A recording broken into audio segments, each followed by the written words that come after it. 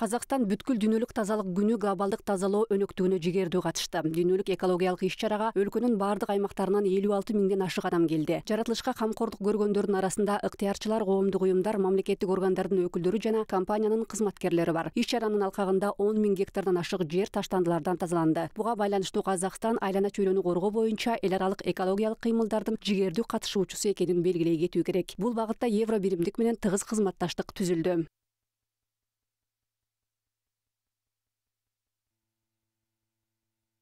We are working in many areas with Kazakhstan on water. Биз Казакстан менен бир нече багытта иш алып барабыз. Анда суу ресурстары, кайра жанма энергия булактары, кайра иштетүү жана экологиялык таза технологиялар бар. Кошумчалай кетсек, Евро биримдик өлкөгө көмүртектүү нейтралдуулукка жетүү механизмин киргизүүдө. Бул маселе боюнча да Казакстан менен иштешебиз. Анткени мындай тема өлкөдө актуалдуу. Adjustment mechanism, and we need to work together in Kazakhstan so that Kazakhstan is fully prepared